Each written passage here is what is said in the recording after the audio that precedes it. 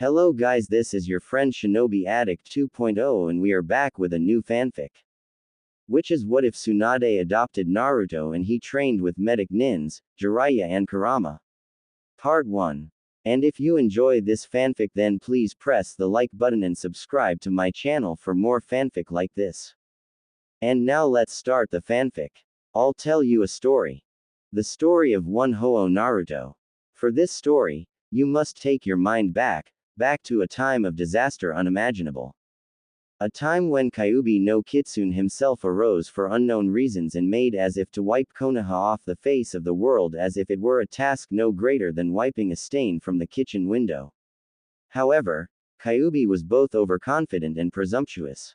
And, knowing that any living thing with these two faults could be defeated, Namikaze Minato, fourth Hokage of Konoha and holder of the feared title of Konoha's Yellow Flash, sealed the fox away in a more than ludicrous move.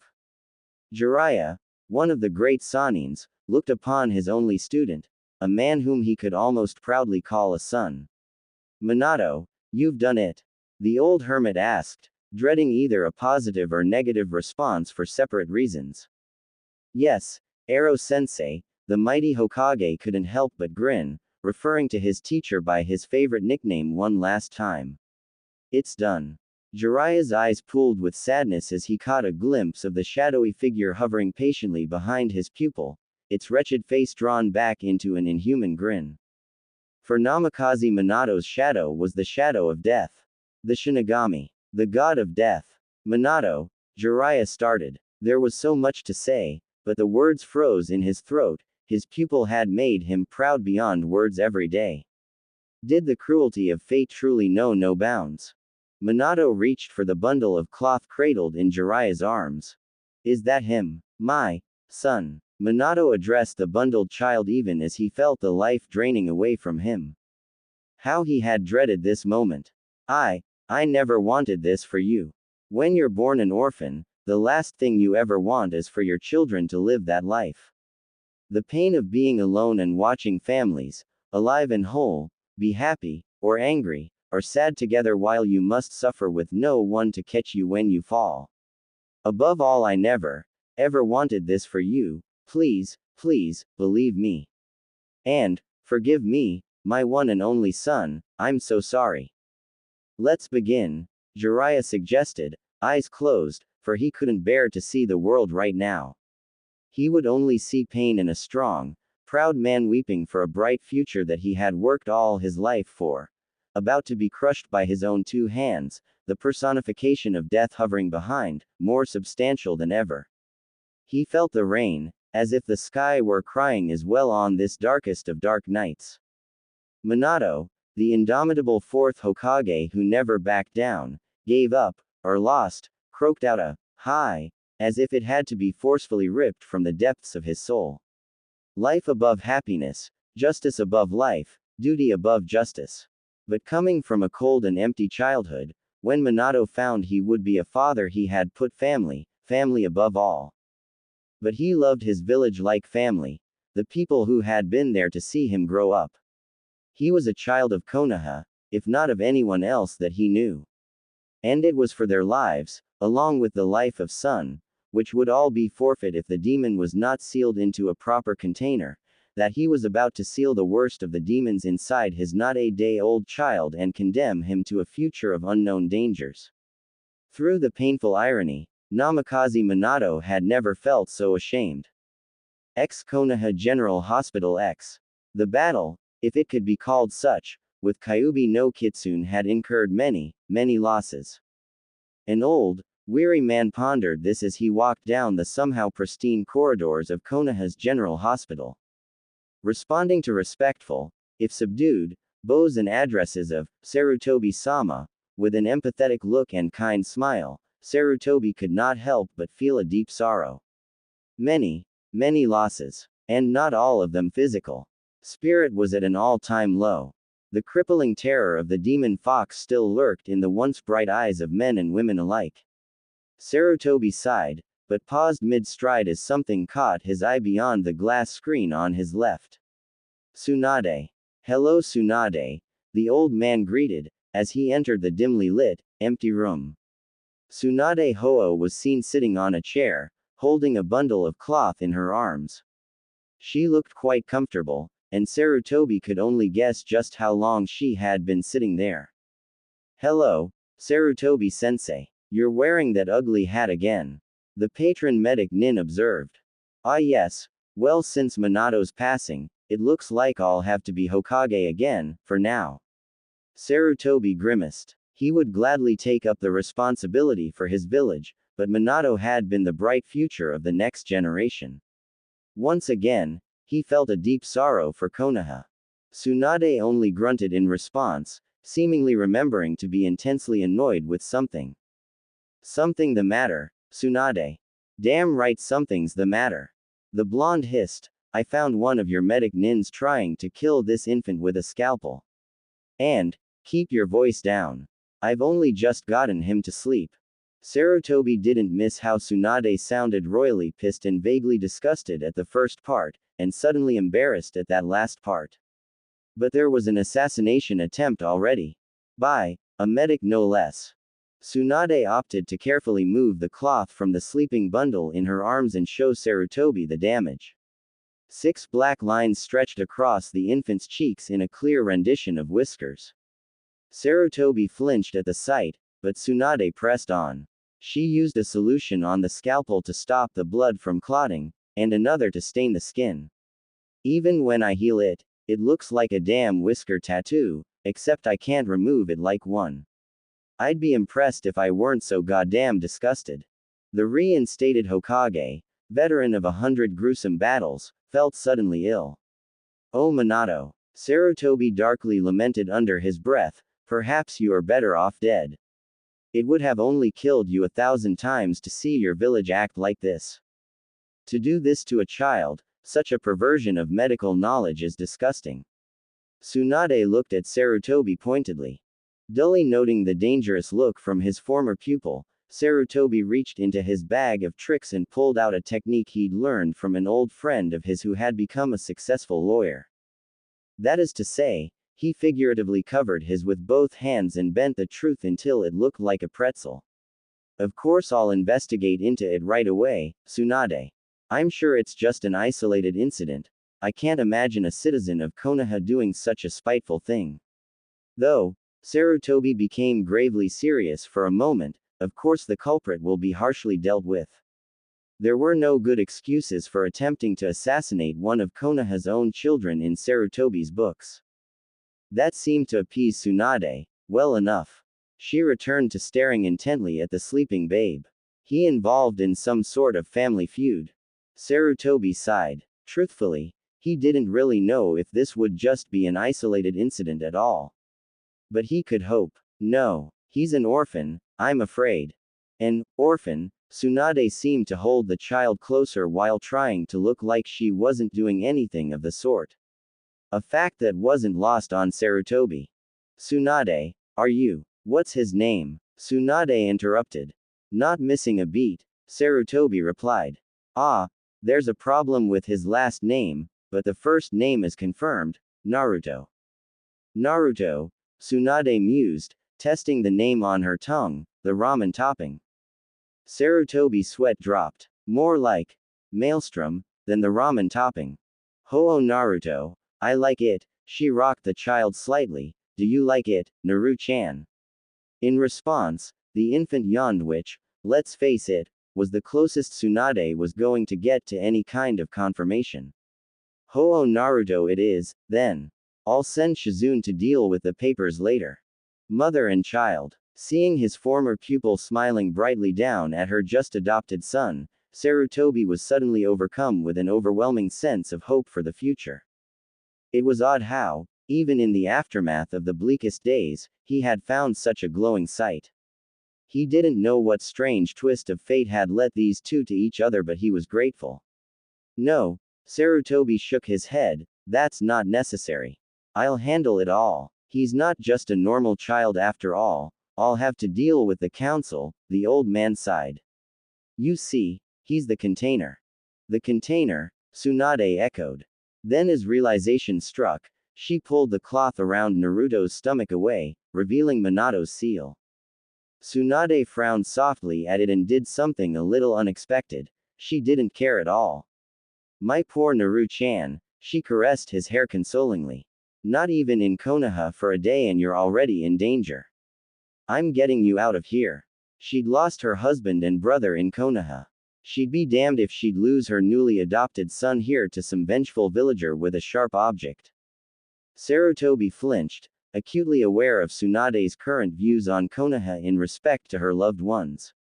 It was then that the old man came to a sudden realization. Tsunade, did you say you healed the child's wounds? I did heal him, but I didn't say anything about it. Tsunade informed. But your hemophobia, Sarutobi trailed off, referring to Tsunade's incapacitating fear of blood. Could it be? Tsunade stiffened reflexively at the mention of her condition. Well, I couldn't just let him bleed to death, it was true. Something about the kid made her want to viciously guard him from danger. Sarutobi looked quite surprised. Then she was cured. She was cured. I hear that the operation rooms are swamped, he hinted hopefully. Being the Hokage was more than a job, it was a lifestyle. Tsunade narrowed her eyes at her old sensei. For old time's sake, Sarutobi hazarded. I've been working all morning, for old time's sake. I'm getting Naru-chan out of here. Now. Sarutobi didn't give up. But this is still the place that Naruto's father built his legacy, he reminded the headstrong woman, he may want to visit here someday. And Konoha would forever be in your debt. Tsunade paused halfway out the door. That was true. If Naru-chan ever wanted something from Konoha, it might be good to have some swing here. She looked at the precious bundle in her arms, sighed, kissed him on the forehead, and gently handed him over to Sarutobi. If he gets hurt at all, Sarutobi-sensei, I'll kick you where the sun doesn't shine. She promised. Now what was scary was that, with Tsunade's legendary strength, she had been known to punt boulders over the Hokage monument. Watching his former student stride down the hallways, Sarutobi felt the blood drain from his face. Well, Naruto-kun. Why don't we just stay right here in this nice empty room until your mother returns? The baby, of course, only fidgeted in response. Konoha. Outskirts X. Shizune made a thoughtful sound as she looked over at the young Naruto in Tsunade's arms once again. Actually, she was glad for the change. Not that she didn't completely respect Tsunade, but no matter how you slice it, traveling with only your gamble maniac mentor for company could get so tedious. His name means maelstrom, right, Tsunade-sama? No, Tsunade disagreed, more like the ramen topping. Our ramen, it's cuter, Tsunade explained. I see, Shizune said, though really she didn't understand at all. By the way, Tsunade-sama, if you're going to be Naruto-kun's mother then, Not going to, Tsunade interrupted testily, I've already adopted him. He's my Naru-chan, have you been listening at all? Right, Shizune placated her mentor, whose rage itself was legendary, but, Oh, spit it out already. Tsunade sighed. Can I be his sister? Shizune blurted, surprising the Sanin. Fine, Tsunade said after a time, but I'm going to hold you responsible if you turn him into a spoiled brat. Shizune grinned widely. Oh, she'd always wanted a little brother. Can I hold him? She asked excitedly. Don't push your luck. Omake. A few days later Shizune, did you bring it? Tsunade asked, not diverting her intent gaze from the sleeping bundle that was Naruto. Hi, Tsunade-sama, Shizune replied dutifully, though, Naruto-kun isn't even awake to drink it and it's just going to cool down. Again. You fool, Tsunade berated, he's asleep now. But when he wakes up, he'll be hungry. The blonde tested the milk's temperature by shaking some onto her wrist. Shizune, get me a thermometer. I'm not sure this milk is properly lukewarm. And close that door. You're lowering the room temperature. Weeks after that thousands of ninjutsu in this goddamn world, Tsunade groused, and not even one diaper change no jutsu. Alright Naru-chan, All clean now. Tsunade-sama. Shizune appeared out of nowhere. You can't use language like that in front of an impressionable infant. They learn how to speak by imitation. Tsunade waved off the complaint. What are you talking about? He's a man, isn't he? He can swear at whoever he wants. Isn't that right, Naru-chan? Tsunade cooed, you're going to grow up and swear at all the assholes that deserve it, aren't you? Yes you are. Yes you are. She finished, rubbing the infant's stomach affectionately, who giggled in response. Shizune was quite horrified. Tsunade-sama. No, I won't allow it, you're corrupting him. Shizune declared as she stole her young and impressionable little brother from her mentor. You're intentionally swearing more than you do normally. Of course I am. Tsunade shot back, my Naru-chan won't take crap from anyone. He's going to grow up and tell off all kinds of people. Perverts, lawyers, political powers, old man Sarutobi, she trailed off. No way. He's my precious Ototo and I won't let you set such a bad example. I'm his mother, and I'll teach him to swear like a effing sailor if I want to. No. Shizune cried, covering Naruto's ears, Ototo, don't listen. And so it was that young Naruto came to be taken away from the village of Konoha and its villagers, festering resentment, not even being a day old. He grew up in a loving, if volatile, home. When it came down to it, what more did one really need? Many things happened, of course. Tsunade and Shizune were both medic nins. Obviously, they looked up various books on child psychology. Naruto ended up having a fairly advanced vocabulary for his age, just from listening to his family talk, which included a fair knowledge of swear words picked up from his mother, much to Saizune's horror. Growing up with family, one's parents naturally pass on what skills they have to their children.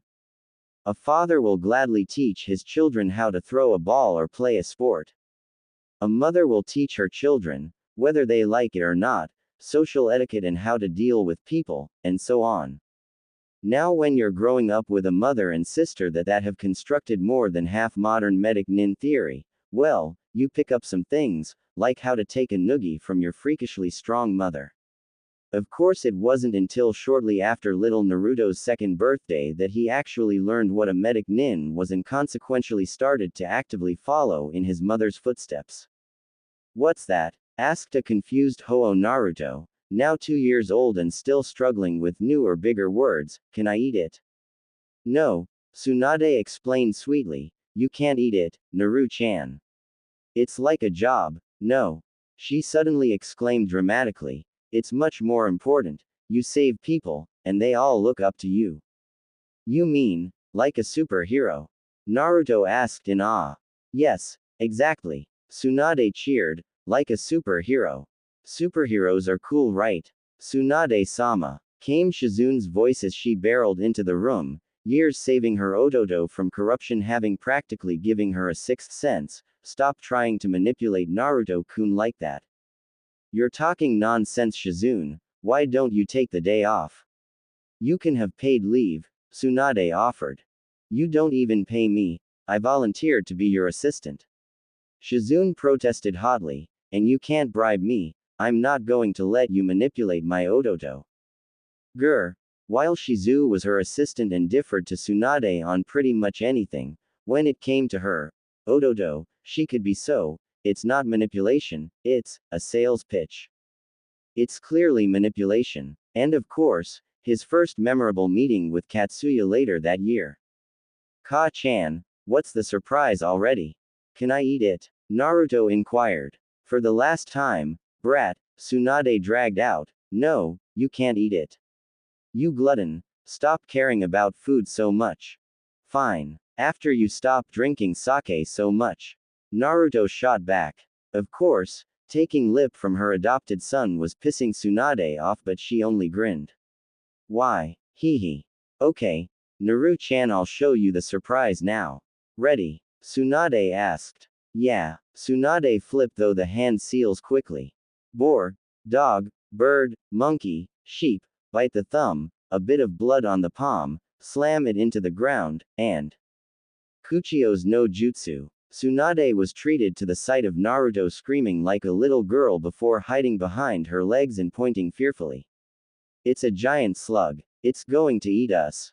Katsuyu, meanwhile, was decidedly put out. Oh my, I won't eat you, Naruto-san. Don't worry. Sadly, Katsuyu's efforts had quite the opposite effect. Naruto screamed shrilly, it knows my name. It's a mind-reading, giant slug. Ka-chan, run for it. Tsunade-sama, Shizune muttered, maybe we should have told him about Katsuya-san before. Tsunade cleared her throat, why yes, and Naru-chan, don't war, she managed to get out before doubling over in laughter. Naruto was afraid of Katsuya. Katsuya the vegetarian. He screamed like a girl. Naruto-san, I'm your mother's summon, Katsuyu explained, trying to coax the child from behind his adopted sister's legs, now that his old cover spot had been compromised due to it, laughing uproariously. You don't have to worry, she's told me all about you. Oh, of course. I knew that, Naruto claimed as he shakily came to stand before the giant slug. I just have an irrational fear of slugs, Naruto provided weakly. I've gotten over it now though. I see, was the only response from Katsuyu, who was, honestly, a bit amused and somewhat enamored with Naruto's cute antics. Well, I hope that means we can be friends, Naruto-san. I'd be honored, Katsuyu-san. Naruto smartly replied and bowed smoothly, please don't mind Ka-sama. We don't know why she's so strange sometimes, but she is. Oh my, that must be terribly difficult for you. Katsuyu offered her condolences, but you're such a polite boy, she must be so pleased. Naruto-kun, Shizune interrupted, taking pity on her Ototo. Your manners are very impressive, when you use them, which isn't often, she almost muttered aloud, but you don't need to be so formal with Katsuyu-san. She's almost like a part of the family and of course you'll be able to summon her one day. Really? Naruto asked. Oh, then Katsuyu-chan, can you do something about my really mean mother? He pleaded. I'll do my best, Naruto-kun, Katsuyu offered. And, amidst cries of, just whose summon are you? She proceeded to lob a glue-like substance at the venerable Tsunade Heim. You could say that Tsunade was much better off for knowing her adopted son. He brought light and life to her previously unexceptional existence as a drifting gambler. You could even say she changed for the better as her sardonic side, despondency and general hate of the world decreased. Though of course, some sacrifices had to be made. Tsunade's eye twitched in irritation. Impossible, she was at the market, standing before an interesting shelf. Sake, she muttered, glancing to the right and finding large, glorious bottles of sake. And, ramen, she muttered, glancing to the left, shelves stocked with the yummy instant noodle packets which Naruto was such a fan of. A big fan. Damn, why is ramen being put beside sake, anyway? She yelled in frustration. Shizune didn't miss her mentor's dilemma. Ramen or sake, what would she buy? Suddenly, the assistant's face split into a somewhat meddlesome Cheshire cat grin. Oh, Tsunade-sama, did I tell you? She asked, sounding far too innocent. Naruto-kun's been doing so well with his studies lately. And yesterday he found a pervert and threw him all the way to the top of a redwood tree. Tsunade's lips twitched, having seen the aforementioned man clinging to the top of a 30-meter tall redwood for dear life. Naruto did that. That's pretty high, she mused. Tsunade seemed to struggle. She reached out vainly for her sake. Sweet glorious sake. But, damn, stupid maternal pride, she ground out, finally giving up and snatching some ramen from the shelf. Come on Shizune, we're paying for this crap before I come back to my senses. Grinning insanely, Shizune followed. Oh, Tsunade-sama had chosen something over sake. She was so proud. And though Tsunade now had a son, she did unfortunately retain her status of a wandering gambler. In fact, it was while wandering through the small town of Rukodo that Naruto first encountered the last piece of what would be his family at the local onsen. Oi, kid, what's that you've got there? Huh, Naruto eyed the silver-haired man. What do you mean, old man? That thing on your back, Jiraiya insisted, indicating the intricately stylized lines covering the majority of Naruto's back. Oh, it's a tattoo. My Ka-chan got really mad when she found out. Naruto trailed off evasively. That's no tattoo, kid, it's a seal, Jiraiya said shortly, causing Naruto to narrow his eyes at the stranger. If you know what it is, then don't ask. Naruto snapped. How did this guy distinguish the seal Ka-chan put on his back from a tattoo? I meant, Jiraiya growled out slowly, what's it for? It wasn't a question. Who the hell is asking? Naruto shot back. Obviously, he had picked up how to swear from his mother, to a point. Hearing his cue, Jiraiya amazingly managed to perform an impromptu introduction dance in the hot spring, splashing water everywhere.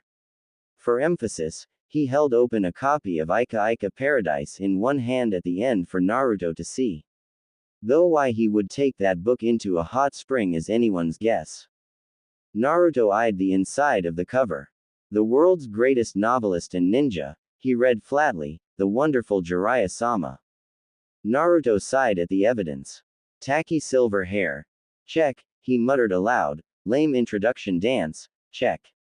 Picture in a perverted book, sigh, check. Yeah, it's him. Naruto suddenly turned his head to the wall separating the men's bath from the female's side. Hey, Ka-chan, I found Uncle Jiraiya. Though Naruto had never met the man, his mother had regretfully informed that, between Jiraiya's history as part of her genin team, which was almost like her second family growing up, and his status as the close mentor of Naruto's biological father, Jiraiya was more than qualified for the position of uncle, if he wanted it. Tsunade swore. A lot. In fact, if Naruto hadn't been so used to it by now, he'd have been scarred for life. Naru-chan, if that idiot starts peeking, beat the living hell out of him. Which brings us to our present scene. Some years, and much history after Naruto's first encounter with his uncle, our hero is found standing in a small clearing within the forest behind his current house one moonlit night. Once again, Naruto's fist made contact with the unforgiving rock. The resounding thwack, going unnoticed by the blonde as he continued to pound away relentlessly at the boulder in front of him. His strength was steadily, if achingly slowly, approaching his mother's freakish level. The crescent-shaped slab of rock he was pounding on, which had once been a boulder, was a testament to the fact. Chips and splinters of rock littered the ground around him, reminiscent of so much broken glass. Isn't it past your bedtime, brat? Huh. Naruto snapped around, spotting the familiar spiky silver hair. Oh, hi, Arrow uncle, Naruto greeted. Didn't the female population around here petition you to stay away? Che, little nephew, you have much to learn. Jiraiya lectured. When a woman tells you to stay away, it means she likes you. Naruto stared at his unofficially adopted uncle. Was he serious? Arrow uncle. Naruto sighed. Are you really an idiot, or just in denial? Jiraiya merely grunted and opted for a change of topics as he sat down on a fallen tree trunk. And what about you, brat? You're out late, sneak out of the house? He asked, bringing the conversation, by some strange fluke, to a civil level as he threw a can of juice at Naruto. Naruto made a noncommittal grunt in response as he reached up to catch the cold beverage arcing through the air and shit. Naruto suddenly swore as the can slapped into his open palm and unexpectedly sent laces of pain shooting throughout his open hand. A dead silence ensued, only broken by the ding of the dropped beverage bouncing off the floor. Naruto looked at his palm in bewilderment. For the first time that night, he noticed the bloody mess that his knuckles had become. Need me to patch you up, kid? Jiraiya asked, only half joking. Nah, this is nothing. Naruto explained and proceeded to form seals in jerky movements that were clearly interrupted by the insane pain his hands had to suffer through. A few agonizing seconds later, not that he showed just how much pain he was in, Naruto picked up the fallen beverage and joined the old man on the impromptu bench, completely healed. So what's up, Arrow uncle. You come here to do research for that perverted book of yours. Peeking. Nah, Jiraiya explained, I actually came looking for you, kid. Haven't seen you for a while. Naruto felt the older man reach over and muss up his hair affectionately, and asked, really? Sure. The frog hermit grunted, I even missed your 4th birthday, remember? Though I'm not saying I won't do some sightseeing before I go. Naruto ignored his uncle's sudden perverted chuckle. No, it's fine. You sent a card with Gamakochi. Jiraiya sounded thoughtful. You know, any normal kid would be complaining or demanding presents by now. Naruto merely scoffed at the thought. Normal. What's that have to do with me? True. You're a pretty weird kid. Normal isn't sneaking out at night to punch some rock until it gives up and crumbles into rubble. A silence stretched out to follow Jiraiya's last statement. He held his tongue as he saw the medic nin in training frown at his can of apple juice. You know how I never told you what that seal on my back was for. Indeed, Jiraiya remembered the seal well. Frankly, he was impressed that Tsunade could pull something so complicated off. How many months or years had it taken her?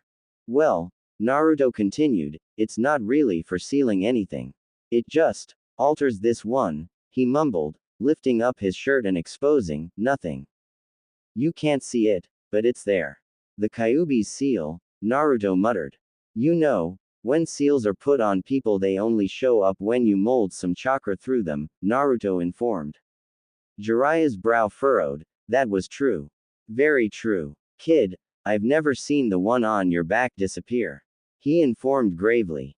Yeah, Naruto's head lifted up, now contemplating the stars, chakras always running through it. Jiraiya was almost afraid of where this was going. What is it? A lock. Naruto promptly answered him. It's just a lock. It keeps the Kyuubi's chakra from touching mine. But, why? Jiraiya asked in befuddlement. A medic nin needs very high chakra control, he stated as if it were a simple and profound fact of life. And even Ka-chan's battle techniques need a lot of control, and I can't, Naruto sighed, I can't reach the right level with Kyuubi's chakra mixing with mine. I don't understand it much, but it's a lock, Naruto reiterated, it cuts Kyuubi out of the loop. And it seals off a quarter of my chakra to stay active all the time. 25%, huh? That's pretty steep. Jiraiya carefully informed, Minato's seal will grow with you, so your mother's will have to grow to match it. That's 25% of your chakra that you'll never see for the rest of your life. Just to make it as if Kyuubi wasn't there. Naruto didn't seem fazed. In fact, the little boy seemed much older than he was. There's more to pay than that. I was chosen as the container because I was born the closest to when Kyuubi was sealed. My body is the container. And to stay the container, Ka-chan's seal will fade once a month and adjust my body. Jiraiya grimaced. So once a month as Kyuubi's chakra is open to you and your body is forced to alter itself, which day is it? Naruto nodded. Nei-chan picked out the day. She said making it work once every new moon would be more convenient. It's not bad, but I can't fight or train very well. I feel sick and cough up blood a lot. Ah, Jiraiya couldn't hold it anymore. I knew Tsunade was paranoid about Minato's seal, but I hadn't even considered this. Listen Naruto, having the Kyuubi sealed in you shoots your chakra control to hell, but it's not all bad. Minato's seal will let you heal faster and have more chakra converted slowly from Kyuubi. It balances out. You can't reach the ridiculous heights of control that Tsunade has, but... Naruto stood up and faced his uncle with a determined look. I need chakra control to be the heir to Ka-chan's techniques, he said firmly, his face taking on a more fierce tone as he continued. And I don't need help from the Kyuubi for that, or anything else. Jiraiya looked surprised, but ended up chuckling wryly and conceding the point after a time. Once Naruto's made up his mind like this, well, you either agree or get out of the way. And Jiraiya could very well understand the boy's sentiments regarding getting far under his own power. Alright kid, I get it. Sit back down already. It was then that Jiraiya made a wistful observation: all children have the desire to surpass their parents.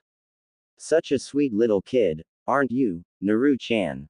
Naruto smiled, bearing the brunt of Jiraiya's jibe, just glad to see that his uncle understood his decision. Don't sound so laid back, old man, Naruto countered cheekily, I'll surpass you, too. HMPH. Jiraiya snorted contemptuously as he made a show of flipping off the log dramatically. A brat like you, Kyuubi already shot your chakra control to hell. You have absolutely no natural talent for it at all. You can only use 75% of your chakra, and to top it off, you're an idiot. What did you say? Naruto demanded, lunging for the famed pervert's throat. And you're loud. Jiraiya yelled back as he dodged Naruto's lunges with ease, you're the worst possible person to try and become a ninja. Naruto growled and charged again. This wasn't playful banter anymore, this was war. But, Jiraiya thundered, causing Naruto to pause in his tracks and listen interestedly. You got guts, kid. Jiraiya smiled proudly as he continued. You built your chakra control up from scratch to something damn impressive for your age. And you never let your 25% chakra handicap slow you down, you just worked harder. You really aren't a genius like some other kids, your book smarts isn't anything impressive. But you're always reading a scroll or book whenever you walk anywhere. You had me, Shizune, and your mother to teach you, but in the end you grew damn strong, kid, under your own power. Naruto almost got teary-eyed. Almost. His uncle sure had a roundabout way of delivering praise, that was for sure. The boy walked up to the man and gave him a wide smile. You forgot something, Naruto informed.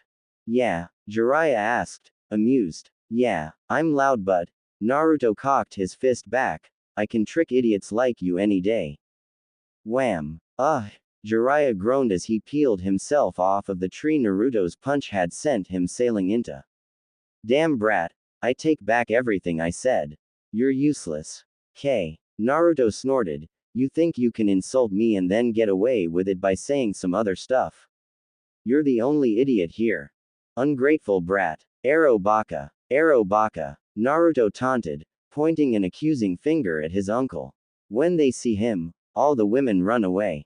He has to peek because no one will date him. He's been slapped by women in every country in the world. Well, no one ever said they had a normal relationship. Normal would be too boring for those guys. But at the end of their meeting, Naruto and Jiraiya walked away with the underlying messages behind their scuffles and arguments engraved within their hearts forever. And that was all right. I understand your decision, Naruto. I'm proud of you.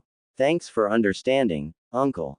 Omake. Naruto walked up a small hill and found his uncle sitting atop a grassy knoll. For once, not doing anything perverted. Yo, Arrow uncle, what's that thing? Jiraiya just grunted and continued to twist the little multicolored cube in his hands. Hey, what is it already? Naruto pestered. It's called a Rubik's Cube, brat. A merchant sold it to me.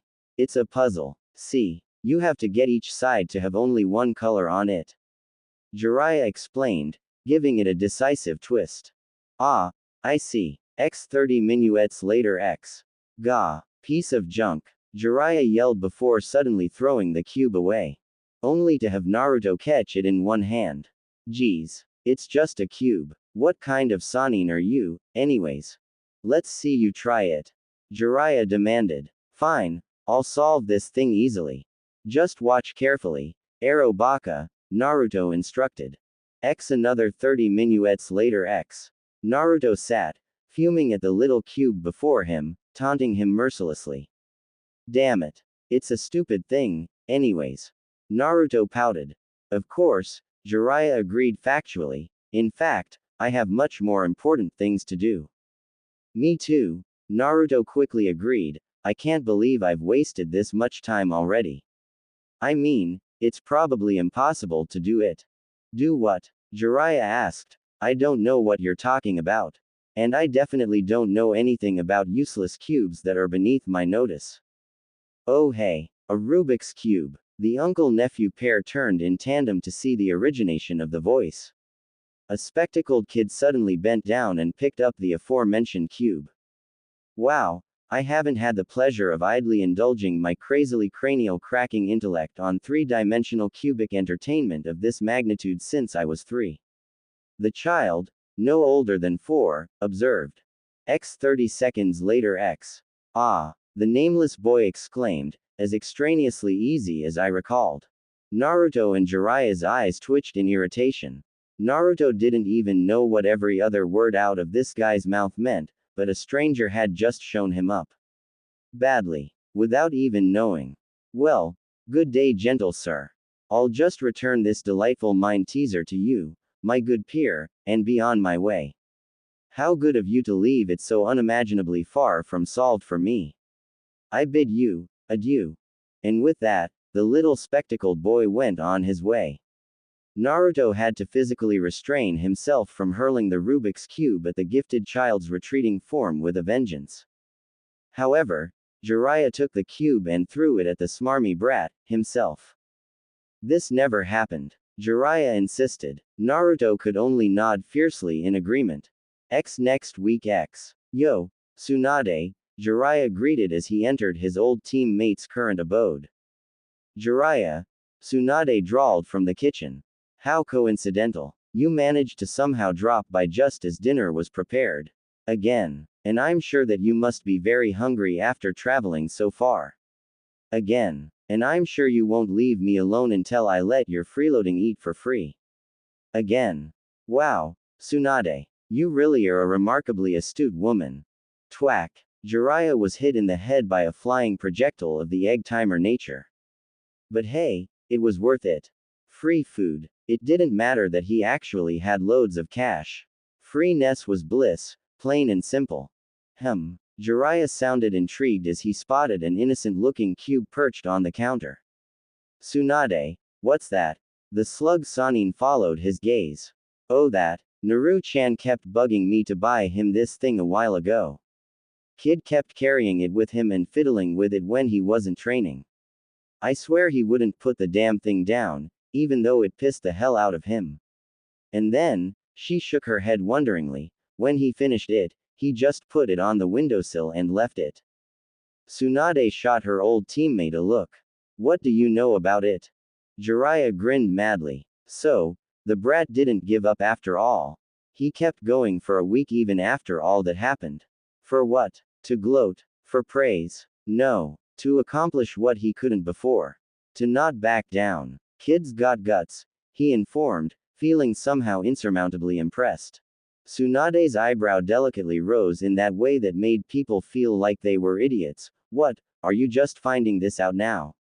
You really are slow, aren't you, Arrow Baka? Jiraiya's pride stung painfully. Too painfully to reply. He felt like he'd been verbally punched in the gut. Naruto suddenly strolled into the room, his pristine white clothes now covered in mud.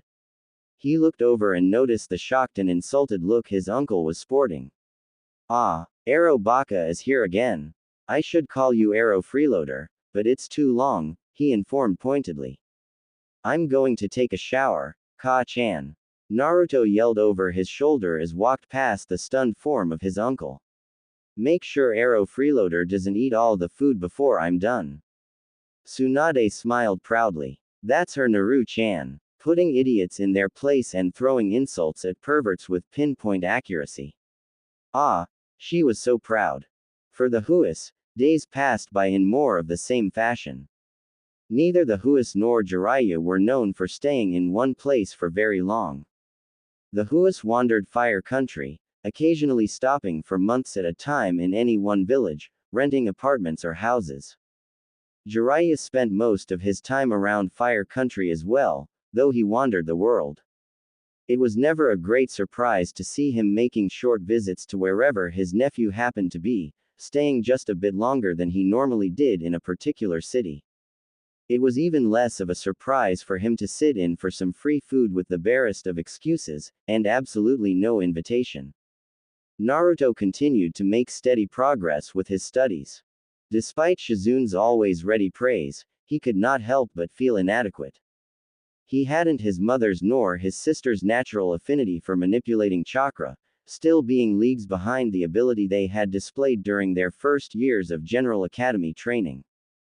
It would only be natural, if sad, for an adopted child like him to gain the concept within his subconscious that he was simply a damaged child. Kyuubi's existence had done nothing if not been a damage to his natural stats, after all. He had no natural affinity for chakra manipulation to speak of. Where his mother had started off already gifted in the chakra control field and advanced by leaps and bounds, Naruto staggered forwards. As it was, he seemed determined to pay off the difference with raw effort.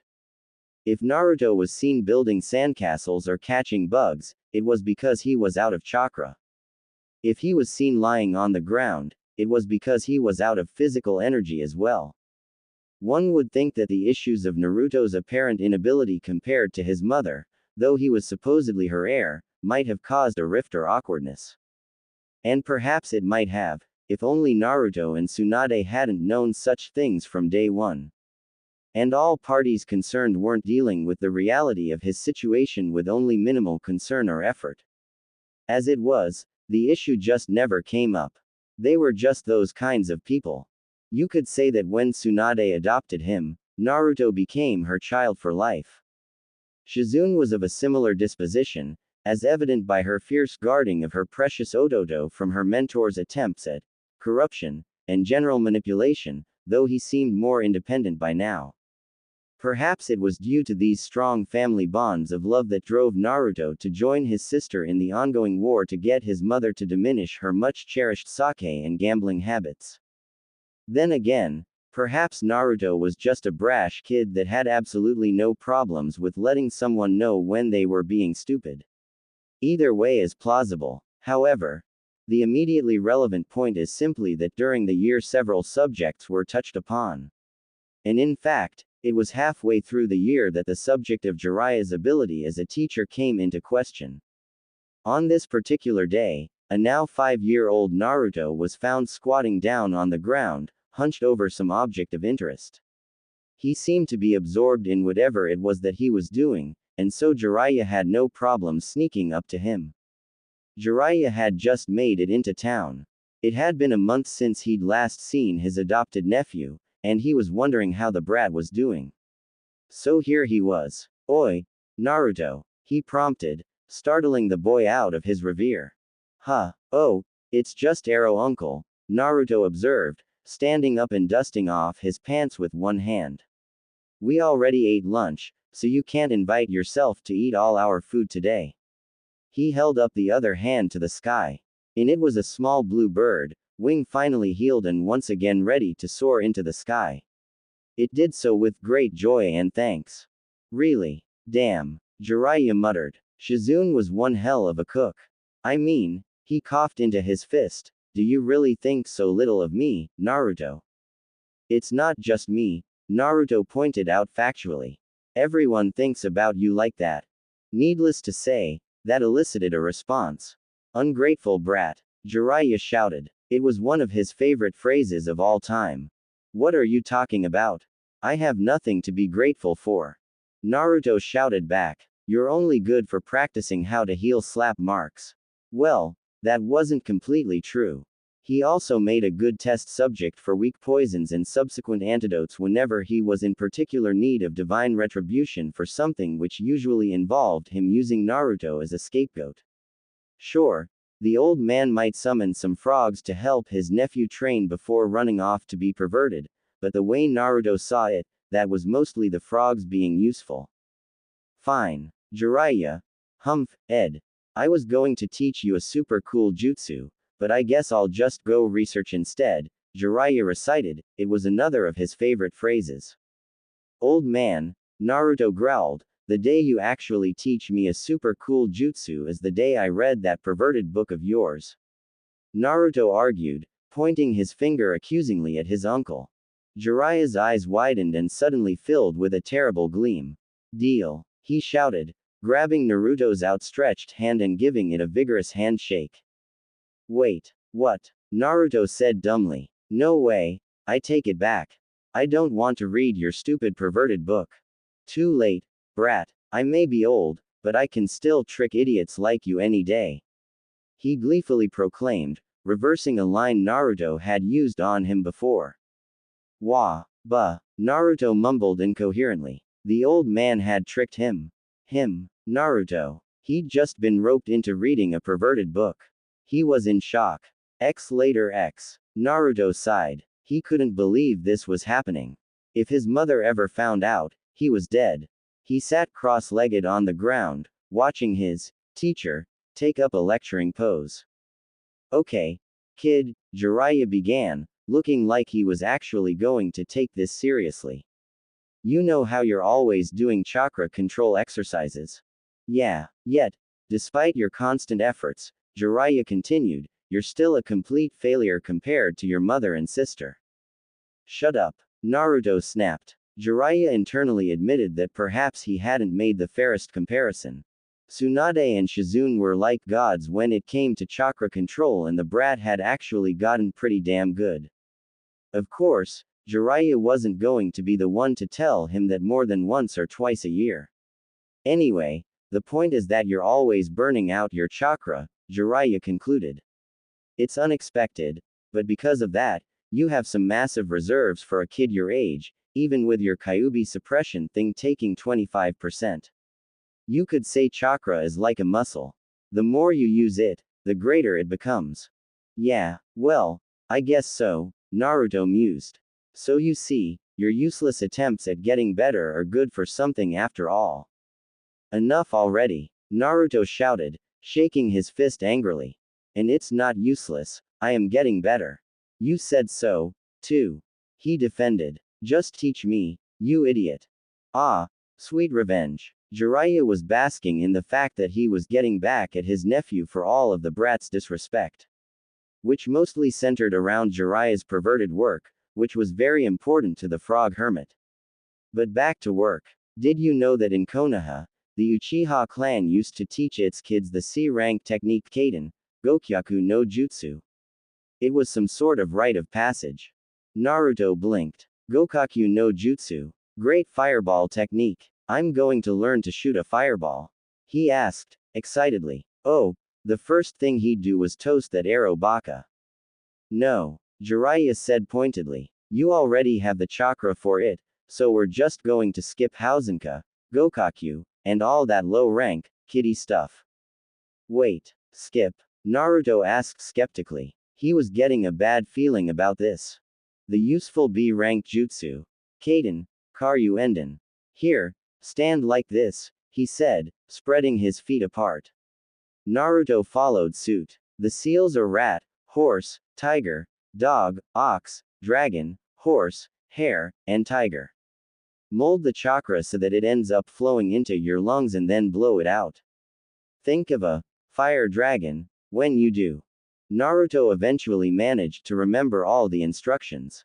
That's a lot of hand seals, but it doesn't sound so hard. Just tiring. Okay. He closed his eyes and began concentrating on how his chakra was molding as he slowly moved through the hand seals. Actually, you'll probably, Jiraiya trailed off. Kaden. Karyu Endak. A small flame issued forth, and Naruto fell to his knees clutching his burnt lips while utilizing a few of his adopted mother's more choice swear words. He began to flip through a more familiar set of hand seals. Jiraiya watched amusedly as Naruto held up a glowing yellow palm of chakra to his mouth. Hey, Jiraiya observed that the brat's lips were still burned, can't you just heal it? Naruto shot his uncle a look as he quickly rifled through his inside coat pockets. He developed a kind of lisp from having his lips burned. I don't know that one yet. He defended. I just numbed the pain a little. Naruto proceeded to pull out a vial of clear blue liquid and apply it to his lips. Hare, horse, bird, monkey, dog, Kashu Nenko Fukasu no Jutsu. Another palm of yellow chakra later, Naruto was in good health. Jiraiya's eyebrows rose. Oddly, Naruto didn't really blame his uncle for the burn. Not that he'd let the pervert know that. In an attempt to knock his temporary teacher out of his stupor, he opted to explain himself. Since I don't know the first degree burn heal, I have to combine an ointment of East Fire Root and the Burn Ointment Accelerator technique. Jiraiya's eyebrows remained up. Brat was full of surprises. He actually sounded like he knew what he was talking about. With the way the kid normally talked, it was easy to forget that he actually studied. Naruto shot his uncle a flat look. Yeah, I didn't think you'd understand. Listen, Arrow Baka, I can only heal burns if I have this bottle of stuff right now, okay? Back to work, he snapped. Nightfall X. The vial of ointment lay on its side, empty. The whole day had gone by with Naruto practicing, arguing with his uncle while he recovered, and then practicing again. He knew he was going to catch hell when he went home with his cloths singed as they were, and there was also the looming promise of having to read Arrow Baka's Book of Extreme Perversion. Naruto panted. Damn thing, won't work. He groused. Jiraiya made a distinctly fed-up sound. It's getting late, brat. Let's call it a day. We'll start again tomorrow, Jiraiya proposed. For the record, you're not doing well. Pompous, Naruto muttered. It's fine, you already taught me the damn super cool jutsu. I'll read your stupid book, but, he paused, I'll never become perverted like you. Jiraiya shook his head sadly. Your loss. He then handed Naruto a few sheets of paper. You're obviously not mature enough to care about adult things, so I'll only make you read the non-perverted parts. Relief dawned on Naruto's face. Really? Cool. Naruto mumbled. Hey wait, you only gave me 3 pages. Naruto protested.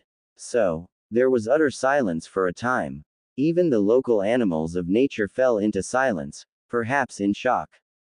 The medic nin in training sounded in disgust, the implications sinking in. Why did he suddenly feel a headache coming on? Out of an entire novel, he emphasized each word, you only have 3 pages of non-perverted stuff. That was very true, but rather than becoming defensive, Jiraiya seemed to brighten up at this and his chest puffed out in pride. Ica Paradise is the most super perverted series in the world, he said severely, as if the title were of some life-altering significance. Sadly, there were probably people out there whose lives really were altered drastically by the perverted book. Those pages aren't even double-sided. And the books after that one have even more perverted content. He shouted triumphantly, and with much vigor. You should understand. Its power is so great that I am required by law to sell a pair of nose plugs with each copy, lest first-time readers suffer extreme blood loss. Naruto gaped. 2 words. Throbbing headache. Did people really get nosebleeds from perverted thoughts? Why then, did his uncle not always have a nosebleed? Was he so adapted to being perverted that he had built up immunity? I'll read these small pieces of you not being perverted later. Naruto began to slowly trudge home. Jiraiya followed suit, unsurprisingly. Jiraiya coughed into his fist for the second time that day when he saw Naruto's raised eyebrow. Well, I have a hotel but all the good restaurants are closed by now, you know how it is. He said conversationally. Naruto smiled tiredly. Yeah, he knew how it was. His uncle was a cheap freeloader, that's how it was. Well, since you actually weren't useless for a change, I guess I won't complain. Come on, Arrow Freeloader, I'll try and keep Ka-chan from attacking you with the egg timer again. As they trudged along, there was one thing Naruto couldn't stop thinking about. I still think it's weird that you didn't try to make me read the whole perverted book. Are you kidding? Jiraiya asked scandalously. Your mother would beat me to death, and your sister would just kill me in my sleep. Ah, that makes sense. And this closed the subject of Jiraiya's uselessness. In regards to the Karyuenden, after more than a week of practice and empty bottles of East Fire Root, Naruto still couldn't do it. Not ready to give up completely, Naruto nonetheless put it lower on his list of priorities. He considered it good training, but hopes of actually using the technique itself seemed slim for the near future. There was clearly something wrong. Regardless, more subjects would be addressed this year. The subject of Konoha was a bit of a touchy one for the Huas. Or rather, it was to Tsunade. Due to the scars of her past, Konoha for Tsunade was both a nest of painful memories and a place which she distrusted greatly. Unfortunately for her, at that time in the shinobi world, the country one was born in dictated the village they could become a ninja of, meaning Naruto would have to go to Konoha. It was a fact, an eventuality. And it was this eventuality that saw the Huas visiting Konoha shortly before Naruto's 6th birthday. The exact purpose itself for the visit was somehow foggy. But Konoha was something that the Huas would have to face sooner or later. The Grand Gates of Konoha are one of the most widely known landmarks in the current shinobi world. It's not that hard to believe. The daunting sight was certainly something that one would remember and bring tales of back to his or her own village. The twin gates were constructed from trees that the first Hokage himself had called forth. With a height that easily equated to at least 3 stories and a density that made the wood all but diamond hard, the Grand Gates of Konoha were, like many of the world's widely known landmarks, completely and utterly useless. They were just too damn heavy. It was impractical. In fact, due to the daunting need of at least several hardy taijutsu specialists to open and close the gate each and every time such an act was required, the Grand Gates of Konoha were practically never used. Still, it was a sight to behold. To a merchant that frequented Konoha, it might only warrant a small pause and short look of awe. To an assaulting enemy force, it would look like an impenetrable barrier that would strip away all hope and fighting spirit.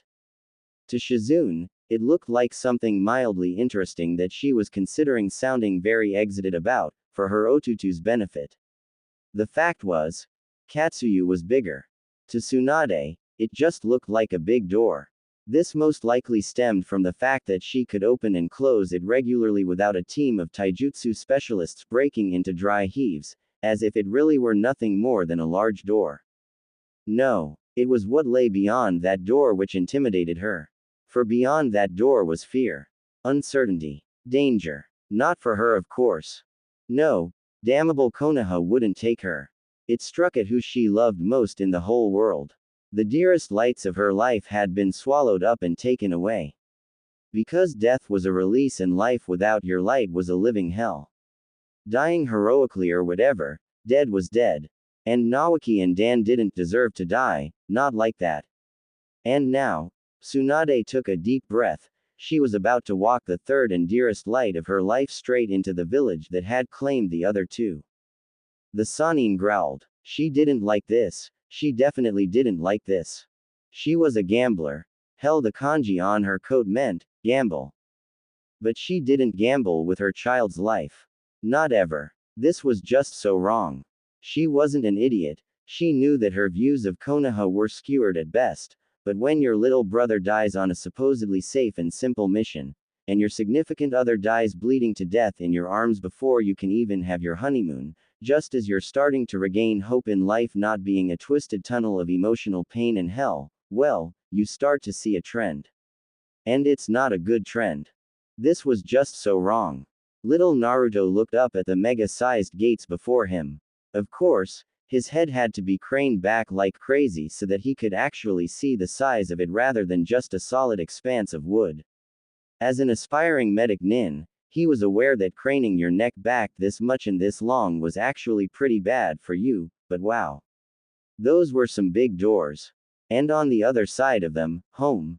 He wasn't sure. He hadn't even ever been inside of Konoha, except for the day he spent there as an infant. Did just being born there let him call it home? If not, then where was home? Rudoku, where he'd first met his adopted uncle. Hitaro, where his mother had worked an all-time record of 2 weeks in a row at the local apothecary to pay off at least some of their debt for a change. Keiseigo, where his wandering family had stayed the longest. Ka-chan, Naruto finally spoke, are we home? Tsunade's paternal heart endured a stab of pain at the odd question. Just what did that mean? Was all the traveling getting to him? To her, home was wherever her Naruto was. But if Naruto wanted to stay here, could she call it home? We'll see, Naru-chan. Tsunade promised, we'll see. And now, apparently done with the sightseeing, Tsunade calmly placed her right palm onto one of the monolithic doors, and pushed. Shizune watched as her mentor calmly proceeded to force open the monolithic grand gates of Konoha with one hand. Shizune would be the first to tell you that Tsunade was the one that worried over Naruto the most, yet she looked so calm at this point. It was an odd trait that Tsunade and Naruto were prone to exhibiting. When the moment of truth arrived, they would become suddenly calm, if fiercely determined or some such other emotion. All fretting and what ifs and if onlys were thrown out the window. Problems were quickly ascertained, then dealt with in much the same manner. The past was left behind and assumptions were prone to being discarded in an instant. Where someone else would widen their eyes in shock and lose their footing, her mentor and Odoto would narrow their eyes and decimate what obstacles stood ahead. Naruto had even coined a phrase off of that by accident one morning during breakfast conversation: when you have nowhere to move but forwards, don't look back. Shizune thought it was adorable, how he'd look as if he was lecturing her when he said it. Tsunade kneeled, the grand gates now opened. Naru-chan, do you remember where you got your whisker marks? Tsunade had hated to tell her son that a medic nin had spitefully tried to assassinate him on the day he was born, but she trusted her son to be strong enough to handle the information and wasn't willing to lie about it. Her trust hadn't been misplaced. Yes, Ka-chan, Naruto mumbled, I remember. Tsunade's eyes softened. Good. Hold my hand and stay beside me, okay? Naruto nodded resolutely, I promise. And as Tsunade took his hand in hers and smoothly entered Konoha with her son by her side and her attendant trailing behind her, Tsunade wondered, what did home mean to Naruto? Konoha. Interior X. It was a generic day at the crowded outskirts of Konoha's market district. Meaning it was sunny, with a few clouds drifting lazily in the sky. Tetsuo, a 16-year-old local, old enough to be tall, but not old enough to look old, with brown hair and unremarkable features, was taking his little sister of 4 years for a walk. Why? Mostly because he was sick of hearing her complain about being bored, to the point where hearing her complain about her feet being tired had become a tempting prospect he couldn't ignore. Just for a change of pace. But he also cared about her, when she wasn't looking. He prided himself in acting like a good elder brother that really should be too mature to hang out with kids ought to act. A low rumbling and the sound of long unmentioned hinges creaking prompted the normal din of the market crowd to take on a new direction. Look, it's the grand gates of Konoha. They're opening. Of course, by this point the crowd was staring in shock at the sight of the monolithic gate actually being opened. What type of terrible force was being exerted on the other side? What did this mean for Konoha? Immediately, the general public broke into hysterics. Oh my god, one villager shouted. We're being invaded. No, another disagreed, not able to imagine any human gathering able to open the 3-story gates. It's a gigantic summon creature here to kill us all. Tetsuo couldn't look away from the impossible sight. It's some kind of horrific monster with freakish strength. The door finally stopped moving, and it was then that people began to recognize the figure of a blonde, big-chested woman kneeling to speak confidentially with a child. It was Tsunade-sama. Of course, she was famous and widely known in Konoha, even amongst the non-ninja villager community. One could say that it was due to her being a Sanin, the single greatest contributor to medicine in history, and the savoir of multitude of sick or injured. But really, it was just that she was damn impressive and looked cool. Basically, the village wanted to be proud of her. It was a morale thing. One could even say it might have been a "we're better than you are" sort of thing.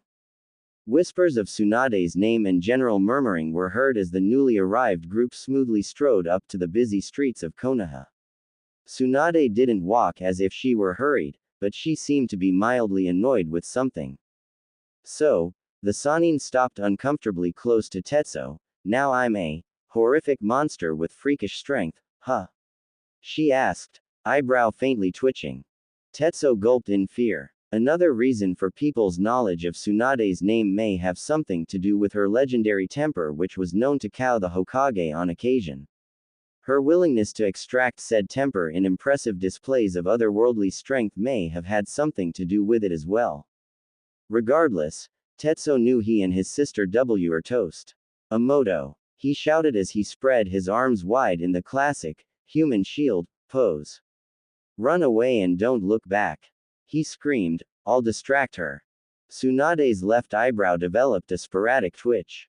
Did this brat really think she was going to grind his bones and make soup with it or something? The twitch got even worse as the brat's little sister ran into the crowd yelling, I won't forget you, Tetsuo Nichan. That did it. Tetsuo reflexively closed his eyes as the fist came sailing at him at impossible speeds. But the force halted centimeters away from his face, and as the wind that was dragged along with the fist blew past him and he found that yes, he was still alive, Tetsuo dared to open his eyes. Dumb brat, Tsunade muttered. From her fist which was halted inches from Tetsu's face, Tsunade's index finger rose in a swift, decisive act. Flick. Naruto winced as he saw the poor villager go sailing into a wooden fence. His mother's mighty finger flick of death was something to be feared indeed. He was still a ways from pulling that particular move off. Ka-chan, he said as he peered at the post-flick boy, I think you dislocated his arm. Shizune peered as well. No Naruto-kun, he just seems unconscious. Halt. A masked Anbu demanded as he appeared out of nowhere. Welcome back to Tsunade-sama, but I'll need to see some ID. ID? Tsunade asked, not quite believing that she, Sanin of Konoha and summoner of 5-story slugs needed to present ID. Are you telling me that there is someone else that can open those huge excuses for doors with one hand and knock a person across the street with one finger? Well, the Anbu floundered. I wasn't really here to personally see either case and, the Anbu trailed off. Oh, that had, bad move, written all over it. Just what had he done to himself? You should have just said so, Tsunade informed. In an instant her right hand was centimeters from the Anbu's face, ready to flick. Here's my proof of ID. No, the Anbu shouted in an embarrassingly high-pitched panicky voice. Not a soul blamed him. That's okay, there are enough witnesses, you see. Well, Tsunade drawled, if you're sure. I'm very sure, the Anbu whimpered. Naruto took this time to observe his surroundings. So this was Konoha. They were on the street that led directly from the grand gates, obviously. The path then split up ahead. Down the right street, he could glimpse the starts of a market area. Over the left, whatever was on the street was immediately ignored in favor of staring at the hillside which had a bunch of guys' faces carved into it. Directly ahead, a giant circular tower rose above the roofline. He also caught sight of a banner advertising his uncle's perverted books above a building, as well as an impressively big house to his left that was surrounded by trees. All in all, it seemed like a good place. But slowly he felt the gazes of the villagers shift away from his mother and towards himself. Towards his whisker marks. He wondered, would they see Ho-Oh Naruto, Sanin Tsunade's son, or would they see Naruto, Kyuubi no Kitsune's container? We've come back, Shizune said wistfully to the wind. It's been a long time. Seeing his adopted sister's apparent relief or joy at returning to her village of birth, Naruto wondered if he dared share his concerns with her. She worried too much as it was. Yes, Tsunade agreed, voice lined with a vague concern. But if I say, I'm back, will Konoha say, welcome back? Naruto looked at his mother questioningly. The woman shot her son a soft smile. Naruto, Tsunade began softly. Home is where someone you care about is waiting to say, welcome back. Naruto's eyes shot wide in awe at this concept, the words burning into his memory forever. Slowly, he nodded to his mother and after a time smoothly lifted his gaze skywards. The breeze played wistfully with his hair. I'm back, Konoha. Omake. The subject of Tsunade's gambling came to a head one morning. The roar of the argument had long since scared all the wildlife away from the Hao's current house of residence. Tension was high. Each word was shouted with alarming force between the two fierce verbal combatants. I thought it was just a hobby that you spent money on. Naruto proclaimed feveredly. It is my hobby, you idiot. Tsunade shouted back, clearly beyond ticked off at this point. No, it's not. It's a competition and you suck at it. Naruto accused. What? Tsunade exclaimed in shock. The sting was extreme. That was a sensitive subject for her. No more ramen, brat. She vengefully commanded. No more ramen. Naruto felt like he'd suffered a terrible blow. But he regrouped alarmingly quickly. He'd have to endure. All this time he hadn't understood the true nature of this gamble, but now he knew. And things had gone on long enough. It's the truth. They call you the legendary sucker, Ka-chan. You suck so much, it's legendary. Shizune hadn't really thought of this aspect, she'd always been more concerned about the monetary side. The whole, we're in debt and it's both shameful and hazardous to our livelihoods, aspect. Though her Otutu's concerns somehow fit his personality to a.t.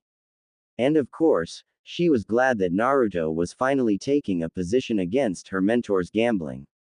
At least, she thought he was. That, Tsunade floundered. You're not even wasting our money doing something interesting, you're wasting it playing a game you suck at. Naruto insisted. At least waste it on something cool. Tsunade glared down at her adopted son. That will change. Statistically, I have to hit some kind of jackpot. No, Naruto disagreed. Statistically, you suck. It was at this point that a rage-filled punch sent Naruto crashing through the front door, which was thankfully open. But as he was used to being on the painful end of his mother's temper and was perhaps too fired up for his own good, Naruto was up and back in the argument in a flash. Give up, Ka-chan. Find something you're good at, or at least something you're not really bad at. No, Tsunade glared stubbornly, she should have punched the brat harder. Damn it, I want to gamble. Fine. Naruto threw up his hands in frustration. But can't you not suck so much? Get training or something, he demanded. Work harder, damn it. Suddenly, Shizune didn't like the way this conversation was going. Work harder? Tsunade asked, shocked. Work harder. I've been gambling for 13 $+ years straight. That's training for longer than you've been alive. And, Naruto glared, you still suck. Naruto ooh. Tsunade lunged. Shizune did her best to physically restrain her mentor, but wasn't going to last very long if Tsunade started to utilize her monstrous strength. You think it's easy? I'd like to see you try. Fine. Naruto shot back. If I completely fail, then at least you won't be lonely. It took a little effort, but Tsunade eventually managed to get the local casino to agree to let little Naruto in to gamble, but just for a day. Tsunade, calmed down a little from yesterday, led Naruto and Shizune to her place of gamble. The establishment was quite large, but was somewhat lacking in decoration. This is it, brat, Tsunade announced. Are you ready for this? She challenged. Bring it on. Naruto yelled back. Nei-chan, I need my pouch. Shizune sighed. Naruto-kun, I really don't think this is a good idea. I have to do this, Nei-chan, Naruto insisted. Sighing, Shizune regretfully handed over the small pouch that contained every yen of allowance Naruto had ever gotten. Ruefully, she noted that he seemed so determined and dead set on this. She supposed he must feel strongly about the subject. Well, as long as Naruto didn't get hurt or addicted to gambling, she supposed it was okay. Bravely, the trio entered the building. X Casino. Interior X. Alright, brat, Tsunade began, it's a game of skill, strategy and.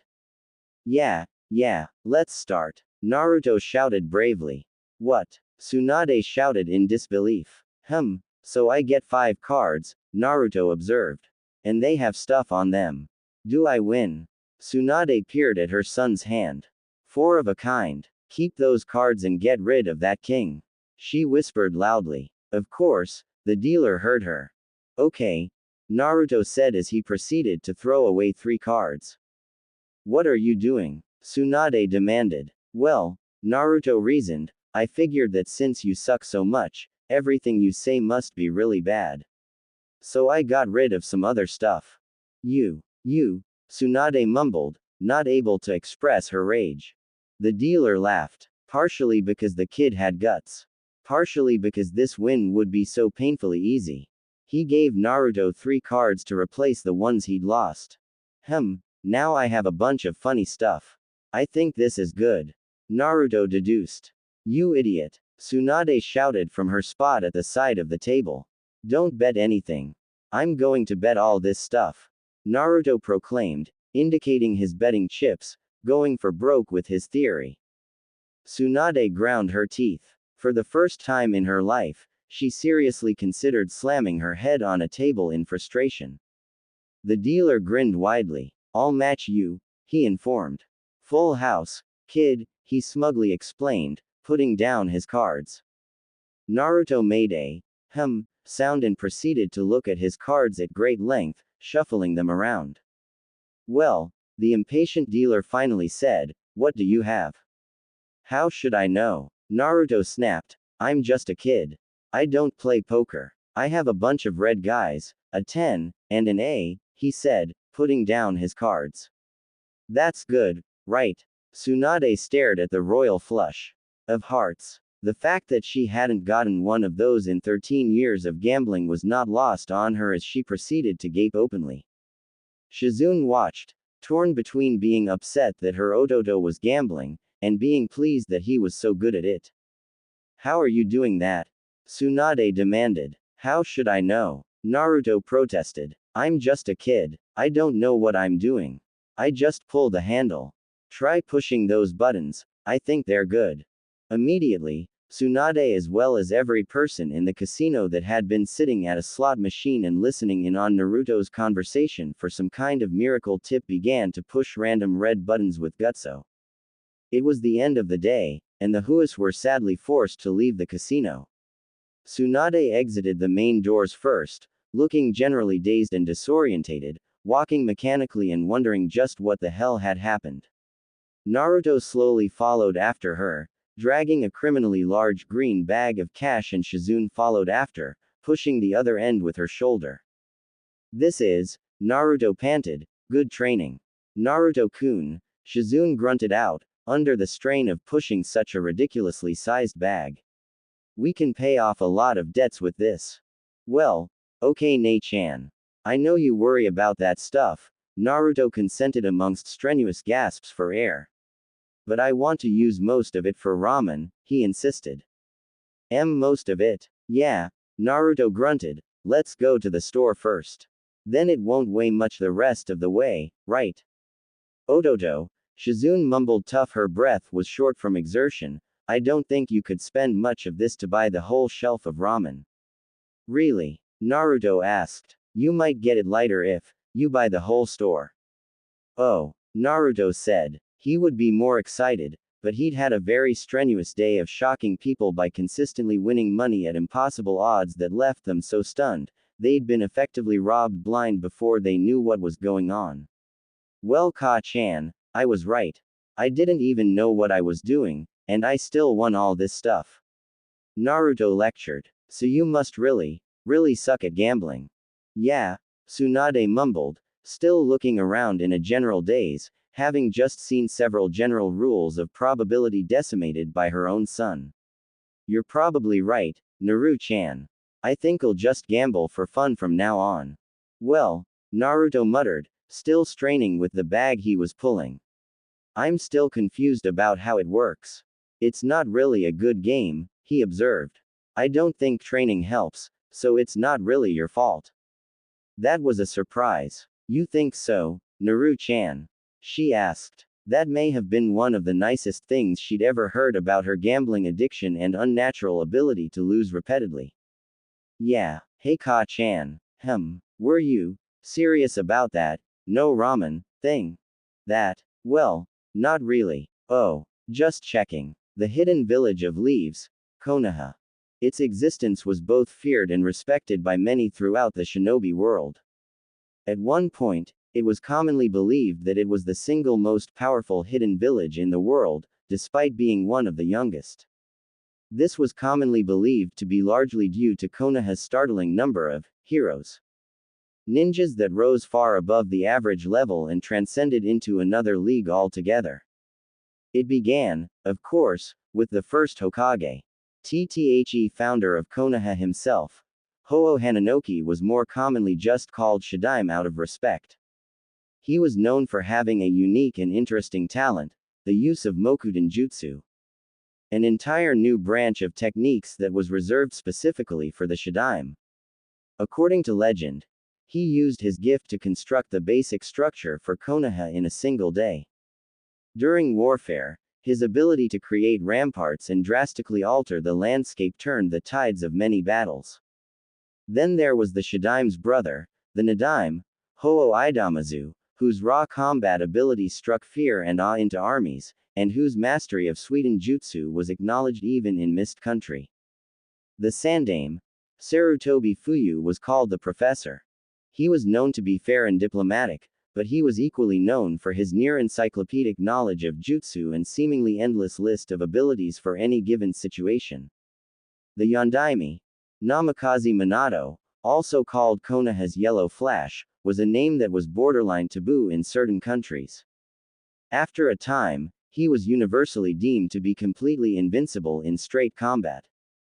Entire battalions were instructed to cut their losses and just run for their lives if they were ever unfortunate enough to meet him on the battlefield. There was Konoha's White Fang, Hakatsukumo, who was known as the ultimate assassin before his choice to neglect the rules in favor of saving his friends and his subsequent forced harakiri. Konoha, to be blunt, had consistently produced select people that were just too powerful. No one knew exactly why that was, but it was sometimes thought to have something to do with the social values of the general populace and both their accepting and their encouraging nature. As Ho-Oh Naruto trailed beside his mother through the whispering and increasingly unfriendly streets of Konoha, he found that particular explanation a little difficult to agree with. "Relax, Naru-chan," Tsunade mumbled, as she swept her hawk-like gaze over the whispering crowd. "We're almost there. Don't worry." Naruto absorbed his mother's words silently, his usually upbeat attitude subdued for a change by the speculative and gradually more hateful gazes that were beginning to surround him on each side. Naruto did not know it, but news traveled faster than his own walking speed in Konoha, and news of the Kyuubi Cantainer's return was apparently at least twice so quickly spread. Apparently, the medic nin that had scarred Naruto's cheeks had spread the word of her accomplishment to the villagers, giving them the knowledge to easily identify the Kyuubi container on site. Nearly 6 years away did little to dissipate Konoha's hatred towards Kyuubi. X Recap X. She used a solution on the scalpel to stop the blood from clotting, and another to stain the skin, even when I heal it. It looks like a damn whisker tattoo, except I can't remove it like one. I'd be impressed if I weren't so disgusted. X End Recap X. Relax, Naru-chan, Tsunade repeated. If anyone tries to hurt you, I can kick their easy. Spying the obvious tension in the balled fist his adopted mother kept at her right side, Naruto was not sure whether she was trying to address his feelings, or her own. While there wasn't much that scared a woman like Tsunade, there was a lot that pissed her off. And seeing the villagers of Konoha gossip and glare was one of those things that really pissed her off. Shizune trailed behind her obviously annoyed mentor silently. Disgust and concern were welling up slowly inside her, though her face tried to remain carefully neutral. That was her precious Ototo those villagers were glaring at, but it was her childhood home that was doing the glaring. What should she feel at a time like this? I knew this was a bad idea. Tsunade muttered spitefully under her breath. At least we're here. Naruto looked at the building of their destination. No, make that, buildings. Before them, there was a large wooden fence, clearly cutting off the district within from the surrounding one. 2 white-eyed, pupil-less guards stood rigidly straight and at attention to each side of the arch that signaled the main entrance to Konoha's own Hyuga district. A man, standing straighter than the guards, came walking out through that arch to meet them just as the Huish reached the entrance. The event seemed as if he had taken practiced care to arrive at exactly that time. Ah, Tsunade Heim, How good to see you grace Konoha once again with your prescience, the rigid man greeted. Though his sentence was genial enough, not a ghost of a smile filtered across his stony set face. Please, come in for some tea. The Huas are, of course, always welcome at the Hyuga district. Could I ask if you'll be staying long? If the Hyuga's stony expression affected Tsunade at all, she didn't show it. Tea sounds good about now, Hiyashi. She sighed, while leading the group through the wooden arch that signaled the start of Hyuga territory. Depending on certain things, I may be back for good. By the surprisingly easy exchange between Tsunade and Hiyashi, it could indeed be surmised that news of the Huas' arrival had stretched beyond them. The question that was brought up in Naruto's mind was that of why the Hyugas, knowing of their arrival, had basically put out the welcoming mat as if it were a given. His adopted mother seemed to assume that she'd be welcomed by the Hyugas as well. He pondered this as he walked slowly past traditional houses kept immaculately clean and proper on each side, still holding his mother's hand. The one-story structures bespoke of either pride, wealth, or a healthy mix of both. His speculation didn't last long, as he halted it in favor of gawking at the large building that they were being led to enter. X inside X. Naruto sat uneasily at the low table, legs folded underneath him. His mother sat beside him. The stony-faced man and who Naruto guessed was his daughter sat on the opposite side. Ka-chan, he whispered to the side, why did Nei-chan have to wait outside? She's not a Ho-Oh, Tsunade answered, as if that explained anything at all. She didn't seem to particularly care that she was carrying on a private conversation in front of their hosts, which were being ignored. So, Naruto prompted. His face screwed up in confusion. Are we some high-class family or something? He asked sarcastically. Tsunade's eyebrow rose delicately as if to mock such a question. I've adopted you as my son, you know. That means your great-grandfather was the first Hokage and founder of Konoha. She reminded. Your great-grand-uncle was the second Hokage. Tsunade continued listing flatly. Your grandfather was the most successful apothecary in history, and your beloved Ka-chan is the patron of modern medical theory that doubles as a ninja on the cage level. Leaning closer, Tsunade peered at her son as she spoke flatly. So what do you think? Are we a prestigious family? Oh shit. Naruto hadn't thought of it like that. Everyone knew that his adopted mother was the first Hokage's granddaughter, but he'd never paid it any mind. Oh shit, oh shit, oh shit. His great-grandfather founded the damn village. His mother's work had saved thousands of important lives. He had a damn legacy to uphold. Were his clothes straight enough? Were they white enough? Did he comb his hair today? Did he ever comb his hair? Crap. He didn't. Quick. Look noble. Seeing her poor adopted son sweat bullets and give Hiyashi a run for his money in the rigid posture department, Tsunade spoke up. Relax, Naru-chan, your great-grandfather made sure we wouldn't become a clan. The Huas are just a little famous to some people, it's not like you'll have clan head responsibilities or anything. Looking at Naruto, she sighed, seeing her words having little effect. Different tactic. Besides, your great-grandfather would have already been proud of how you've lived your life until now. You don't have to worry, she informed, ruffling Naruto's oddly fluffy hair. Really? He asked dubiously. Yes. Really? Tsunade grinned, seeing the tension ease out of Naruto's posture as he seemed come to terms with the revelation. Now get back to being the annoying brat I love so much. Naruto, fears abated, now bristled at the tease. Shooting his mother an annoyed look, he scolded her. I'd insult you back, Ka-chan, but our ancestors up in heaven would be disappointed if I sunk to your level, he informed factually. Then pointedly ignored his mother's prescience altogether and turning to his host. Could I please have a cup of tea as well, Hiyashi-sama? Hiyashi, similarly ignoring Tsunade's insulted expression, motioned for his daughter to begin pouring the tea. Of course, Naruto-sama. Wait, Tsunade interrupted, having recovered from Naruto's backhanded insult. You brat, what did you say about sinking to my level? With his mother's arm suddenly wrapped around his neck, Naruto's head was pulled in closely to her ample chest in a headlock. It was a position many men dreamed of, but Naruto only knew fear. Let go of me, you barbarian. All right, that did it. Vengeful mother's secret technique. Noogie of instant humiliation. Gah, there were even hand seals this time. Naruto cried in disbelief before the Noogie session began with a vengeful force. Later Hiashi had quickly gotten used to tea with the Huas, which was decidedly different from tea with anyone else. They would be the picture of quiet nobility one moment, but were prone to short bursts of rancorous insults or general tussling. Once whatever argument they suddenly had was just as abruptly resolved, they instantly returned to their polite and dignified veneers. Seeing this, Hiashi didn't have any major problems with the odd behavior. It was even mildly entertaining. You may not be a clan, Hiashi lectured, but you are a family of greatness. The nobility, ability and intelligence shown by your forefathers are something that the Hyugas have always respected. They accomplished great things. I see, Naruto mumbled, then you don't mind me being the Kyuubi's container, just because I'm also a Ho-Oh.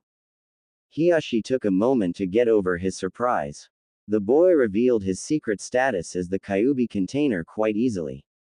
Yes, whatever would be subtracted from you in our eyes is more than made up for in your dignified family name. I understand, Naruto nodded slowly.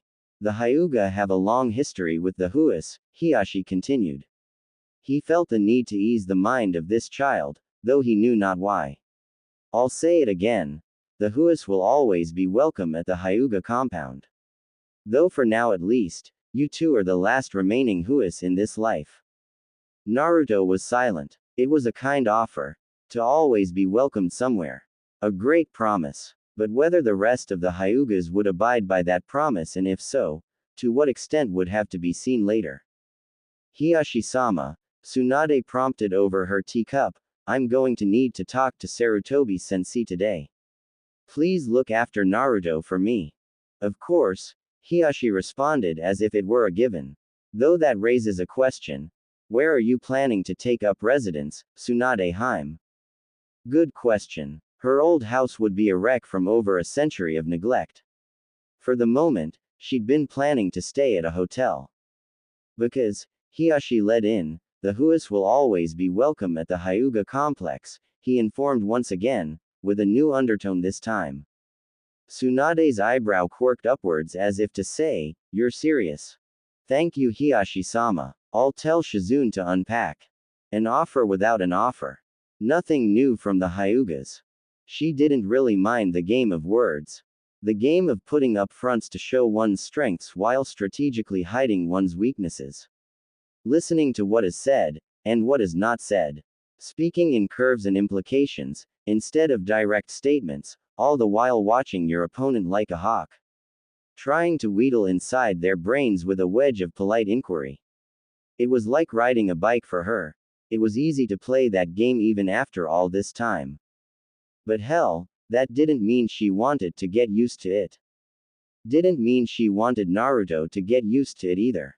I'm off kid, Tsunade informed, standing up. I'll be back later. Yeah, right, Naruto said, sarcastically. He stood up as well. I'm coming too. Tsunade made a disgruntled sound. Just sit tight, brat. This is between Sarutobi-sensei and me. I'm leaving Shizune behind too. Just play with Hiashi's daughter or something. Or hell, help your sister unpack. Tsunade breezed past her son. She was halfway through the door when his voice paused her movement.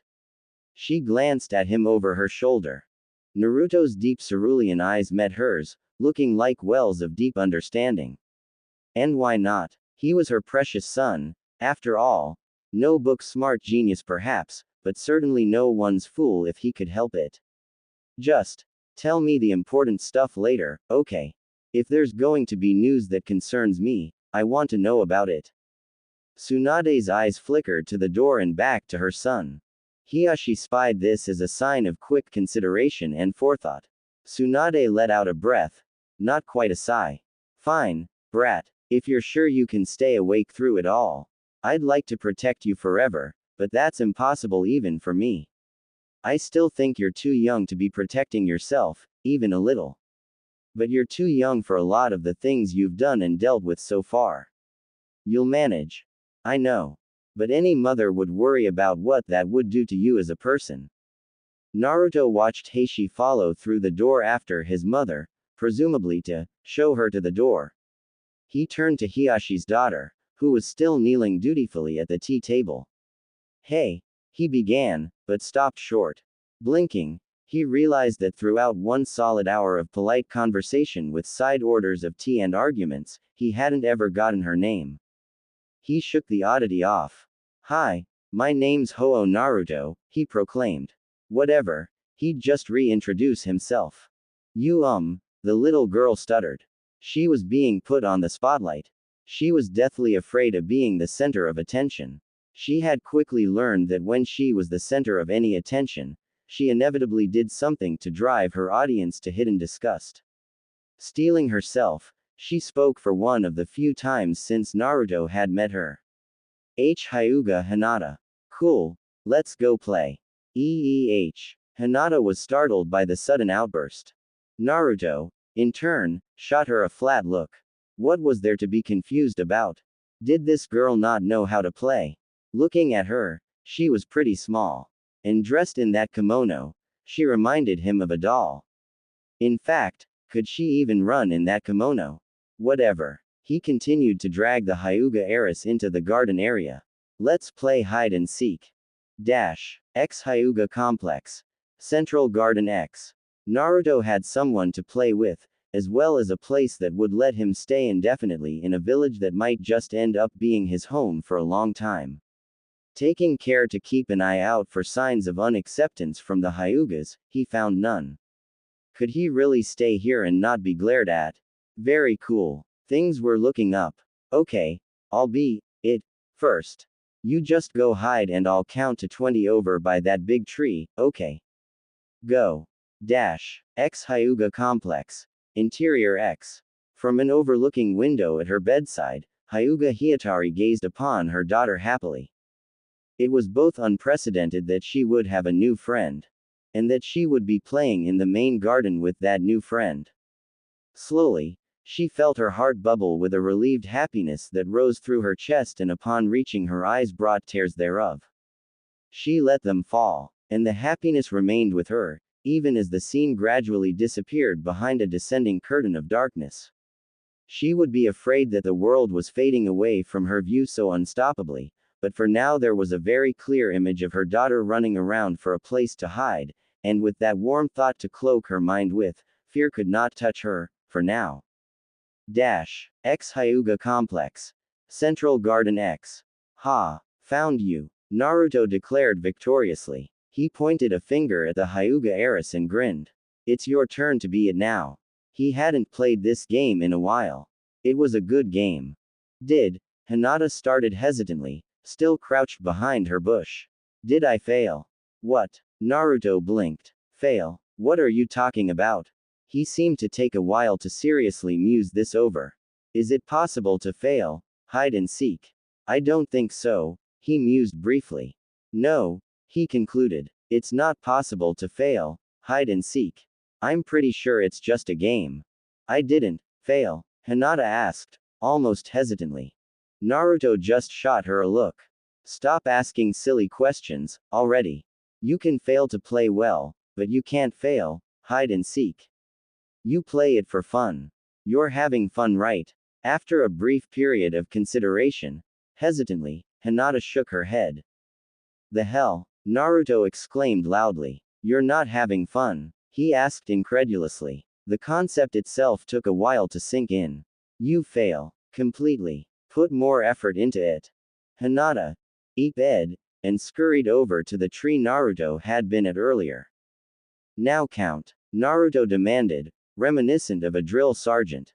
01, T2, Hinata stuttered, diligently covering her eyes with both hands.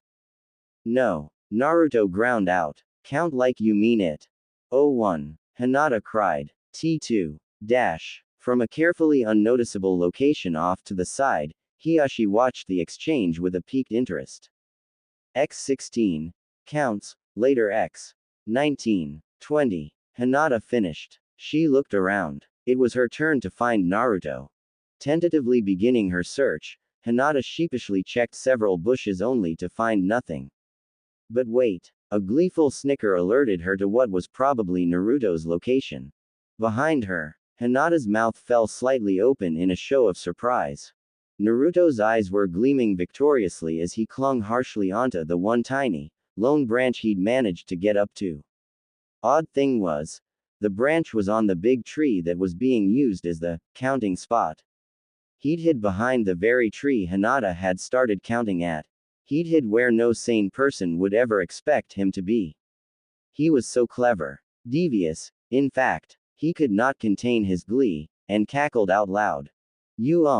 Naruto-sama, I found you, Hinata informed.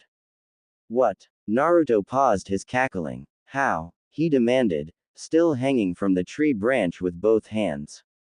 US snickered, Hinata mumbled, embarrassed and hesitant.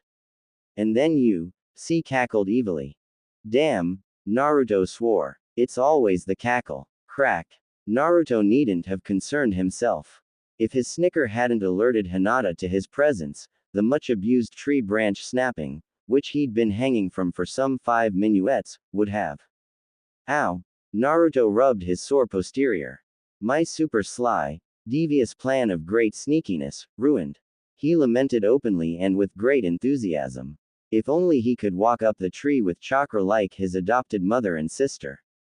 Not for the first time, he cursed his inability to do so. The chakra control exercise somehow managed to elude him to this day. Hinata, frankly, didn't know what to say. Oh well, Naruto perked up. Moving along. What? It's my turn to be it now. Naruto informed. You're not mad? Hinata asked timidly. Huh. If found you, Hinata stuttered. Would he be angry? Naruto looked at her. Really looked at her, and Hinata suddenly felt as if those blue eyes were far deeper than she'd ever remembered them being. Did you have fun? Naruto asked softly. Why yes. Hinata blinked, having been surprised by her own words. When had she started having fun? She didn't know. Somewhere between counting from the number 16 to 17, she'd stopped stuttering. Somewhere between seeing Naruto snicker and then cackle, she'd learned to trust him. He really did only want to have fun. And he only wanted her to have fun, too. She could trust him, not to look down at her with disappointed eyes. She somehow felt very, very sure of that.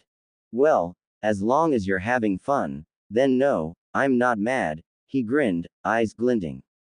Hinata had to squeeze her eyes shut because at that moment, the sun had seemed kiss his hair, seeming to make him shine in its golden light, just for a second. Okay, I'm going to count. Be ready for it. 1, 2. Hinata broke out of her daze and, eep ed, before scurrying off to find somewhere to hide. She did not know it, but a small, childish smile slipped onto her lips. 19, 20. Ready or not, Hinata-sama, here I come. Omake. Shizune's nose twitched. Instantly, she dropped the insanely large scroll that contained her mentor's backup supply of sake. Her eyes crossed comically as she peered at the twitching nose intently. It was her secret weapon against the forces of evil. Over the years, she'd found that whenever her precious Ototo was being corrupted or swearing more than was forgivable, her nose would twitch. It was her equivalent of a sixth sense, but oh, so much more reliable. Now how she always managed to get from wherever she was to wherever Naruto was quickly enough to stop the proceedings, well, that was just a damn mystery. Zoom. $+$. Naruto swore openly, causing his playmate to blanch and cover her mouth in shock. $$. He continued. He'd fallen from the damn tree for the 6th time. And this time he fell on a large rock. He was going to have to numb the pain with a jutsu. How ridiculous was that? Taking a deep breath, he was on the verge of beginning another lengthy list of swear words he'd picked up from his adopted mother. It was then that the temperature plummeted. Oh, Shit. He spun just in time to see Shizune tower above him, and Naruto could swear he could almost see the outline of either an undertaker or an incensed legal court judge. Otou. She bellowed darkly. Oh boy, Shizune was pissed. It was all that damn rock's fault. Angrily, he glared at the offending object, which only sat there innocently, of course. In his mind, he cursed it and promised to haunt it from beyond the grave. I can't believe that you. The horror. Naruto's mind screamed out in suffering as he had no choice but to sit through what must have been his adopted sister's own personal version of hell. For 2 solid hours, he was lectured angrily. How she could even keep yelling at him for that amount of time was yet another mystery that would remain unsolved for all time. But alas, his weak heart. He could not run. His love for his sister added a dull sting to her words and kept him chained firmly in place, the bond stronger than steel. Damn that rock. Even now it still sat there, playing the innocent. Its blank surface mocked him, his numbed mind insisted. It mocked him. 2 hours later. Naruto kneeled, panting. His mind was numb and his energy was somehow exhausted just from living through that hell. Such terrifying power. His adopted sister's rant was something that should be classified as an S-rank technique. Nothing could stop its terrible might. Shizune let loose a long, resigned sigh. I'm sorry, Naruto-kun, she admitted. She looked it, too. I was too hard on you, forgive me. Having just lived through hell, Naruto was tempted not to forgive her so easily. Alas, his weak heart. It's okay, Nei-chan. I'm sorry too. I just fell on this rock and where normal kinds might say, ow, ow, ow, ow, ow. Or make hissing, pained noises without consciously wanting to, Naruto had been exposed to large amounts of swearing on purpose. And so, ow, ow, ow, ow, ow, was replaced by colorful expletives of varying degrees of inappropriateness. Naruto proceeded to reiterate his tale. And afterwards, Shizune nodded emphatically. She knew where the true blame lay. She felt slightly ashamed for exploding on her precious Ododo like that, though she knew it wasn't really his fault. She couldn't help herself. The true culprit was not somewhere that she could currently scold her at. But of course, it was only a matter of time until Tsunade returned home to commence with the real scolding. I'll make it up to you, Naruto-kun, I promise. How about you two take a break for some ramen? Ah, wonderful, sweet Shizune. Was it any wonder he could not have run away? Come on, Hinata-chan, we'll have a ramen eating contest. He proclaimed. Ch-chan. Hinata stuttered, voice small. It had just gone from Sama straight to Chan. Well, Naruto scratched the back of his head. We already play together, right? I can't keep calling you Hinata-sama. Hinata rolled over this idea in her head. It didn't necessarily seem normal, but Naruto clearly had his own way of seeing things. Then, Naruto-kun. Yeah, nothing. I just wanted to say your name, Hinata mumbled, overcome with a blush. That hadn't sounded right at all. Kun, okay. Of course. I already told you to stop asking silly questions, didn't I?